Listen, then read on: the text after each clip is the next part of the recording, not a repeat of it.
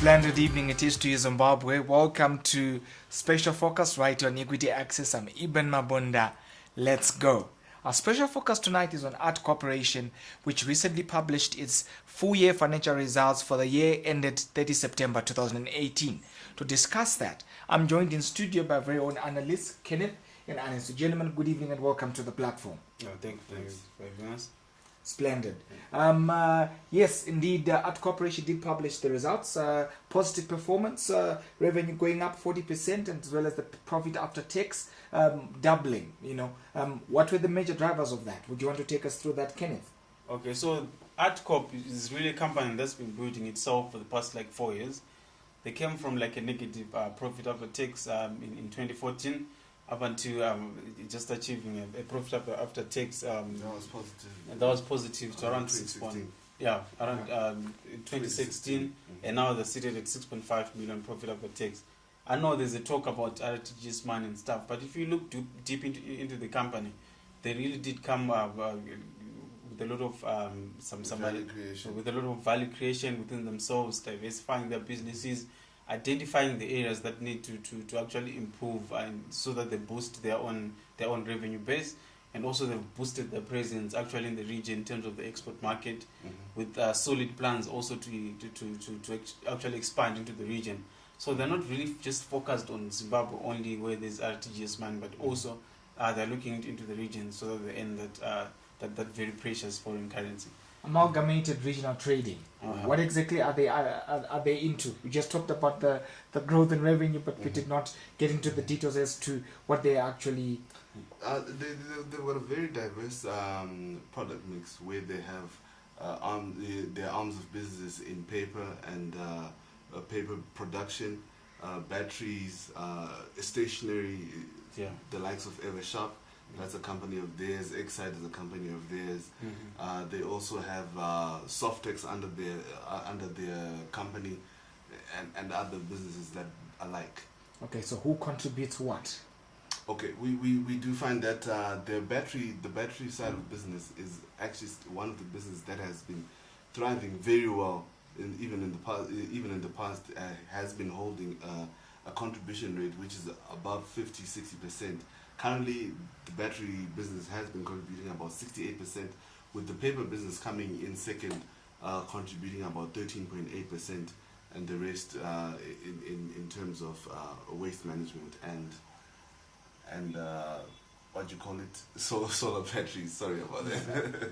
Okay, they do have a presence in Zambia. Are they manufacturing in Zambia, or they are just distributing their products there?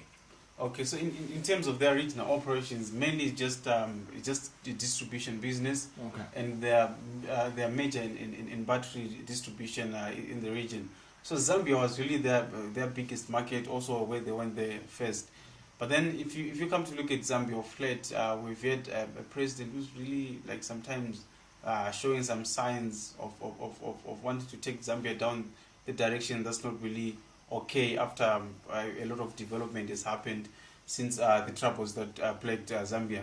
So on the back of that, you see that it's a country that's then starting to show some signs of currency volatility, and also on top of that, Zambia is also going to introduce sales tax, I think during the first quarter of 2019.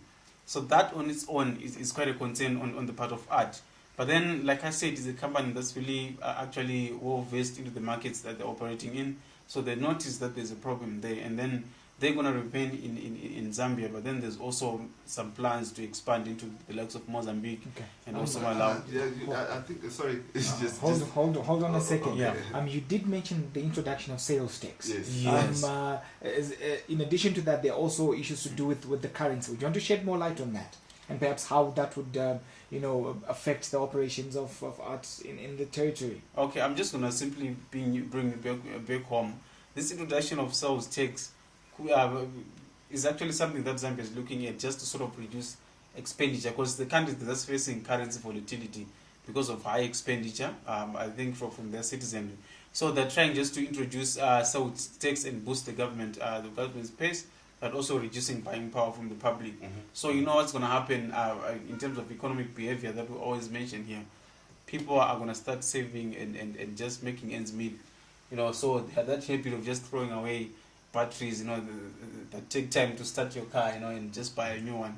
Will be a thing of the past. So their sales volumes are just gonna drop. I was itching to actually just add on to the sales tax before you even asked about it, because I mean it will take a knock on the business, because currently the business had about a 42% increase in terms of battery sales. The revenue for batteries went up 42%, and that is much to do with the begging of export markets that they've entered into and been very expansionary on. Hold on a second. What figures are we talking about here? Zimbabwe, Zambia. What's the stat? The 42% is an overall revenue increase in terms of their battery operations. Correct, but I'm saying in terms of their distribution of their products, what is the matrix there? Zimbabwe versus Zambia. I'm not very sure. Maybe Kenneth can shed more light on that. Okay, so in terms of distribution-wise, art has always been big in Zimbabwe, but then also Zambia and other regional markets were like secondary markets. And then in Zambia, I'm sure I spoke to one of them, and I think they're above like 1,000 units every month that they're selling in Zambia. But like we said, yeah, they're facing a situation where they are actually the demand for their product could be affected by the sales tax that's going to be introduced in the country in the coming moments. And also, because of currency volatility, there's also an inflation component that's likely actually to chew away some of their margins in the country. I think also with the matrix the question that you put in play, I think the matrix has more of Zimbabwe contributing a lot, because these people are in a market where actually recently they are going to have to be facing competition, but then beforehand, before the SI 122 was lifted, they had the opportunity and the chance and the whole market to themselves, pretty much, because they had a protection against batteries coming in from the likes of South Africa and Mozambique and the likes, even as far as China. So you'd find that the protection that they had a very good part to play in contribution of Zimbabwe's revenues in terms of their revenue growth. But then coming into the fact that there's a sales tax that is going to be coming in from Zambia, that means probably the contribution for Zambia is going to reduce, because purchasing power is going to be reduced. The demand is being stifled now by the government. Okay, let's talk about the imposition of import duty in forex. What effect could that have on the operations of the business in Zimbabwe? Oh, correct. But I just want to also kind of correct myself in terms of the import duty in the paper side. They did mention that during the days of the SI 164. 122 actually. Yeah, it's now 122. Yes. Before it was repealed, it was also in place in terms of banning imports into the country, but it didn't really affect them. I think it's because of what you mentioned of their business that's in Mutare.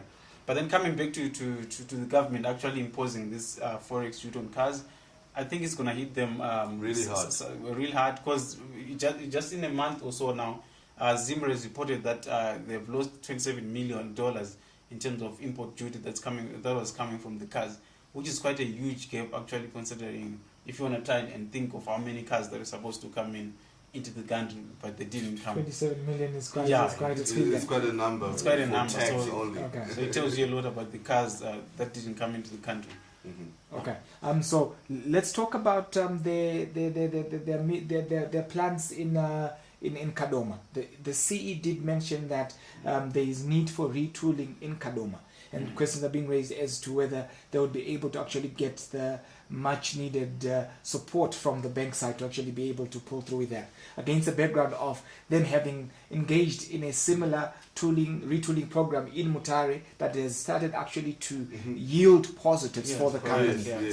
What do you think is going to happen? Do you think that's going to be a success? Do you think they're going to get the much needed I mean, it should be a success, because I mean, if they managed to do the retooling in Mutare back in 2014-15, and now it's yielding positive results, great with much notice to products like Softex and some of the books that they make, there is no other reason for banks to actually really stifle them from funding, because if these guys have shown a good nature and culture of using what their money is supposed to be used for in terms of retooling. That means that in Kadoma, when they do retooling, that means the quality of the product is going to go up, the efficiency of the company is going to go up. What more, the profitability, with their profitability actually on an upward trend right now, it should not be a problem for them to get that funding. Precisely. I don't think it should. The impression that I get from Art is that their model is quite solid, as evidenced by how they've progressed, looking at their financials, from 2014 right up to where they are at the moment. In an aside with the CE, I did highlight the macroeconomic pressures that could actually affect Art going forward. And then he did mention the need or the initiative to actually expand into Malawi and Mozambique. Just to give a bit of background, they have a presence there already, but it's not strong. So he did actually allude to the fact that they have strategies in place to leverage Art Corporation against the pressures back in Zimbabwe as well as in Zambia, where already they've got a presence, and try and see how they can actually strengthen their stakes in Mozambique and Malawi. How do you think that would play out for them? Okay, so from myself, I think it's going to play out very positively for them. By just looking at Mozambique has grown so much in terms of trying to bring themselves to normalcy as a country. Remember that Mozambique had problems in the past with the rebel movements, fighting with the government and stuff, so there was no stability there. But they have moved great strides in terms of promoting that, to an extent just that you did see the IMF predicting good growth numbers for 2019, and also the IMF indicating that it's gearing itself to actually start engaging the government of Mozambique towards just bailing them out with capital money. But also, on top of that, Mozambique has built a lot of infrastructure in the past years. I just heard that they now completed a very huge a nice bridge that just connects them straight into Durban, straight into South Africa, one of the biggest markets in sub-Saharan Africa, which is very positive for them. So there's growth that's going to come into Mozambique.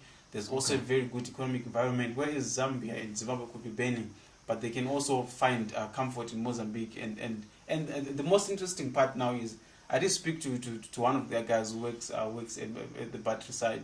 So he actually mentioned that when they did their market survey, consumers that side were actually very worried about the quality of the batteries that they're getting at the moment, and there's no much bigger competition in terms of quality. And we use the Exide batteries this side, and we know how quality batteries they are.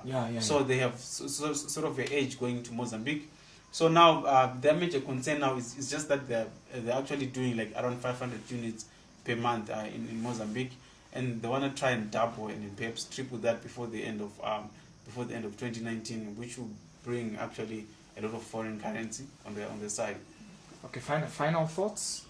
I think with the effects of things that are happening in Zimbabwe currently, I then just took a long pause and thought around about the import duty that is coming. It may be a short-term problem that they're going to be facing in terms of the incomes that they should be getting from batteries, but then also begging the fact that the continually sung song about foreign currency being an issue, they will still face a little bit of problems that they had been complaining about in terms of their raw materials coming in terms and the like. I was also reading a couple of statements from their report.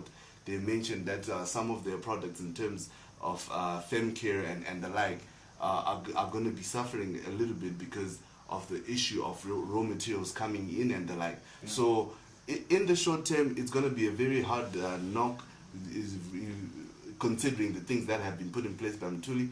But then going forward, I think they're going to find re-strategize and find a new way to swim out of the problem that they may be in because of the other regions that they're now knocking on in terms of the Mozambique and Malawi and the Zambia aspect of it. So I think the structure of the business is good, growing, and it should not go in any other place other than upwards. Well, beautiful. I just know that you're have to cut it short. Yes, we're out of time. Thank you, gentlemen, for being on the platform. Thank you, viewers, for being with us. Good evening.